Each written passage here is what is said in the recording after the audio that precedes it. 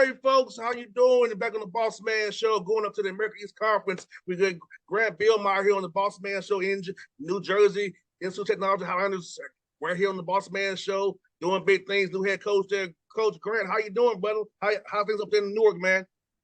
Yeah, things are great, man. Kids are, we only got one more week of summer school. We wrap up next Tuesday, but extremely pleased with the effort, the focus, with our guys that have been on campus here working. Now, Coach, I know you had to move for a year, but you get to come back home pretty much. So did you sell your house and everything? You had to how that work going to Maryland for your name, coming back up to where you was already at, man? It's been a little bit of a struggle just because we bought a house down in Maryland, but it's good to be back home where you got a lot of family and friends that can help you out until we buy our house here in New Jersey. Sounds good, man. So let me ask you, man, what about this job really stood out to you? You want to take this job at NJIT? I know when you're assistant coach at Power 5 level, sometimes the money doesn't match up. So different things factor into that. So what kind of was about this job? Say, hey, I want to take this job opportunity, go to NJIT, the American East, and see what we can do in that conference to go against those good guys up there at Vermont every year, man.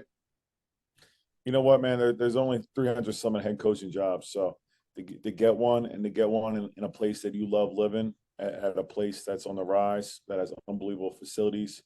Our players live in the state-of-the-art apartment. It's an administration that really cares, and an administration that really wants to help support the student athletes and help the program have success. And it was just all buy-in. This program, this university, they're hungry for men's basketball to have success. So I felt like I was, taking this job at the right time. 100%. Coach Beskis, man, my dad's a former head coach, so I'm a coach's son. So I want to ask you, like, what is your why for in the coaching business? Because I know my dad wanted to help young men, and his phone still blows up all the time for his former players. So for you, kind of, what was your why to get into coaching, and when did you know you wanted to get into coaching? My why to get into coaching, I just love being around a game. When I was wrapping up my playing career, I had an interview in New York City, and I took the train. And I wore the suit. About 10 minutes in the interview, I said, "Man, this isn't for me, man. I need to be in the gym. I need to hear the balls bouncing. I need to be working with guys." Then I was fortunate enough where I played it for one of the premier high school coaches at one of the premier high schools for Kevin Boyle at St. Patrick's High School, and he allowed me to be a volunteer assistant coach. And then from there, I was able to get a full-time job, even though it wasn't much money, with Kevin Willard when he got the Seton Hall job. So I was very fortunate. I was able to get hooked up to two guys that have unbelievable basketball knowledge and are great people. That's great to hear. Coach, I think what's great about coaching is the relationships with the guys you have 20, 30 years after you coached them. They send to you about their wives, they're sort of having a baby, and things they've accomplished. Talk about that part of coaching, seeing the guys you coach have success off the basketball court and in the game of life. Man, that's what it's all about. Having been at Seton Hall, where we had numerous guys go on to make the NBA. That was special. But I tell people, the thing I take most pride in is Michael Enzi and Ike Obiago, two kids originally from Nigeria that came over here in high school. Mike's now working for Goldman Sachs, and Ike Obiago is working for Ernst & Young. So seeing your players do great basketball, that makes you feel good because the amount of hours you put in the gym that allow them to be professionals. But seeing your guys striving in life, that's there's nothing like seeing people doing great outside of basketball, man. That's what it's all about right there. And for you, let me ask you this: moving over there once he's becoming the head coach, what's been your biggest adjustment so far since becoming the head coach? And also, how did you prepare to become a head coach? When you was assistant coach, staying loyal to your boss, but still in your mind preparing yourself for this opportunity whenever it arose for you? Yeah, you know what? I think you prepare yourself just by trying to think like a head coach. If the head coach is in the office and you got a chance to run workouts, you and everything you do, you want to start thinking like a head coach. I would say the biggest adjustment, you got to manage a staff. When you're an assistant, you have certain responsibilities, but not every responsibility falls on you. But as a head coach, you got to really delegate what responsibilities you give your staff. You got to stay on top of them. You got to give them a to-do list constantly every week. I would say that's a big adjustment. And now you're one of, you're at Maryland, you're one of seven, assistants or support staff members. Now you're here. Now you got to manage five people. So I would say that's the biggest adjustment. But one thing I've always done, I've always surrounded myself with really good, really good people that are really smart and have a great work ethic. So I hired a unbelievable staff that has has been tremendous for the players. They've been great with recruiting. So I've been very fortunate. I put together a really good staff of tremendous people with high character. And you brought in 10 guys. So I want to ask you about the workouts you've been having. Has it been more install or more just trying to individually develop the young men, or a little bit of both? Because with y'all having 10 new players, trying to mesh with you, learn how you and your staff do things, and try to learn what you have as well. Yeah, we've been doing a little bit of both, mostly individuals, because we have a few guys that are on the team that are either hurt or on here for different reasons. So we have only done about 14 practices. So if you came in the gym and watched us practice, it would look a little sloppy at the moment. But the guys have been given unbelievable effort, and people walking the gym, they notice the energy, the intensity, and a lot of former players that come back and say, "Man, I really love being in the gym and watching how hard your guys compete." Yes, indeed. And it's good we have a lot of young guys who are competitive and want to be in the gym. Because I know you and I both haven't played it. Hey, accountability and self accountability, not having to coach energy and effort, having guys who want to get in the gym and get better on their own by having to be prodded by you or a manager or assistant coach. Those are the best team that you have to coach, and has to be most fun to come to work knowing that your guys really are invested into the process, wanting to get better every day. Yeah, man, I love coming to gym, man. I love, I've been set my alarm super early, and I always get up about 45 minutes before that alarm, just because I'm excited, man. I'm excited every day to wake up and get in the gym and grind with these guys and help them get better. They have unbelievable enthusiasm and passion about them, this summer, and they're just really fun to be around, man. And that's the one thing about me. I don't want any energy vampires on this roster. Like I refuse to coach guys that are low energy or energy vampires. But I've loved the energy that's been in my gym day in and day out. Yes, indeed. Coach, that's something that I love about his energy, man. That's I think, coach, when I played, my problem was I was told that I'm too competitive. I need to dial it down. But I figured that I want to be that guy to be a guy where you have to always prod me every day. I want to compete to get to the door, to the weight room. I want to beat you. That's how I was wired as a player, man. So I feel like I'd rather be that than having a guy prod every day or say, today, are you gonna be up today? You gonna do it? So I feel like you rather have guys like myself than guys who just, like I said, energy vampires. You don't know what you're gonna get from day to day. Yeah, exactly. See, yeah, that's the thing about this game we really love. And Coach West, man, with recruiting and the portal how it is, you feel like you had get a chance to get better high school young men or JUCO guys that get overlooked now because the Power Fives are going more of a known commodity, kind of like free agency in the NBA. So it feels like you're getting your hands on guys and getting to talk to guys who you just want to get a chance to talk to because of how the landscape is right now with the portal and the COVID year still out there.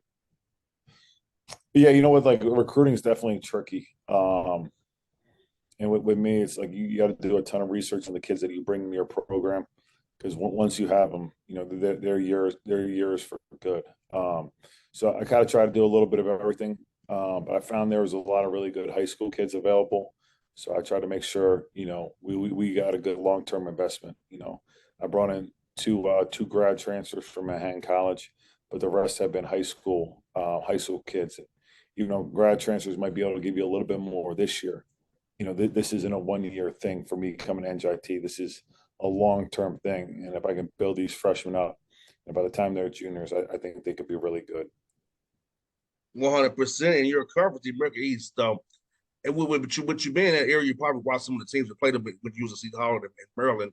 But how much film have you and your staff been watching of the American East teams, kind of get ready for that grind come the second semester this year?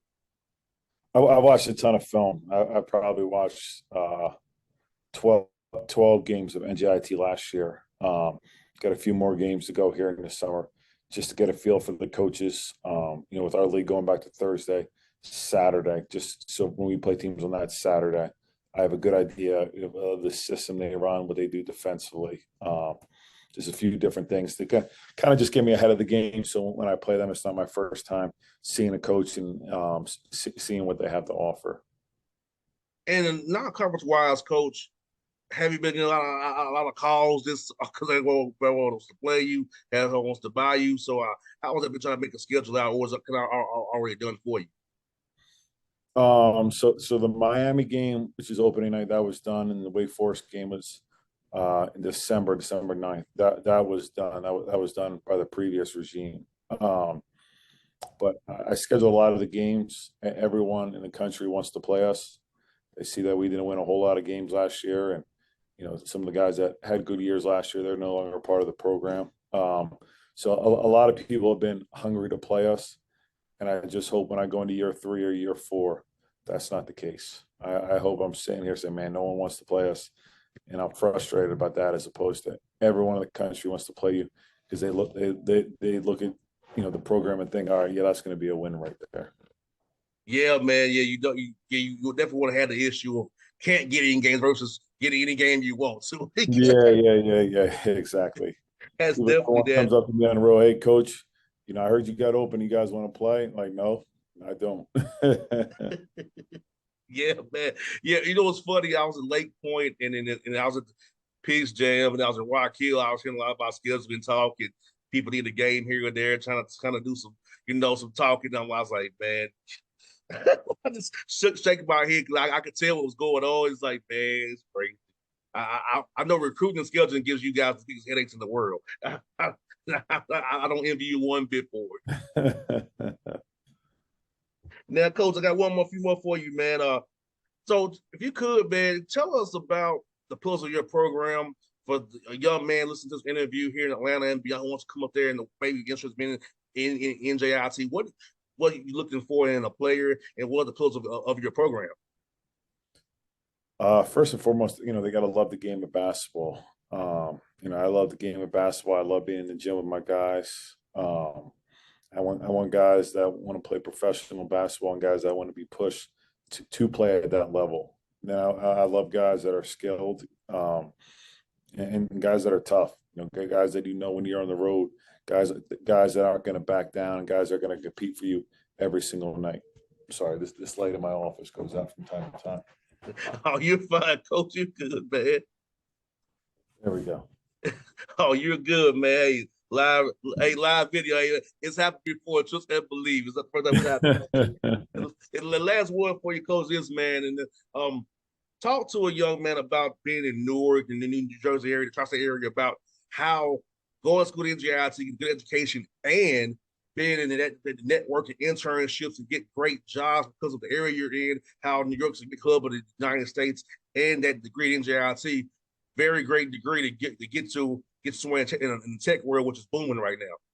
Yeah, exactly. Well, the one thing is, like I talked about Mike Enzi and Ego Biago, both of those guys had, really good internships going into their grad school year. And those internships kind of propelled them into the job that they're currently in. So being in our proximity to New York City, and, less and less people are going back to doing Zooms, and more stuff is happening in person. And it's a great opportunity for our guys literally to walk from their apartment to the path and be in New York City in about 25 minutes. So I think it's going to be a great opportunity for guys to get paid internships in the future, and guys to make some money, while also setting them up for success in the future. Well, Coach, it's been great to have you on the show, man. I'll get your number offline so take contact with you, because I come up there with the Hawks play the Knicks all the time and the Nets. So if you all are not playing, if you all up in town, I'll come over there and see you all play, man. So I look forward to building a relationship with you over the years, man, and supporting you, cheering you guys on, man. Absolutely, man. We'd love to have you, man. We play a really good schedule this year, and I'm not setting myself up and pinpointing exactly how many wins I want to have, because I don't look at it this year as we got to win a certain amount of games for it to be a successful season. I'm looking at it like, what's our identity night in and night out? How hard do we play? How hard do we compete? When we get knocked down, what do our practices look like? But when you do come to a game, I hope you leave there saying, man, that's a hard playing team, and they play for one another. 100%, coach. It's been fun, man. We're just getting real soon, man. All right, man. I appreciate it. You have a great day, man. You too now.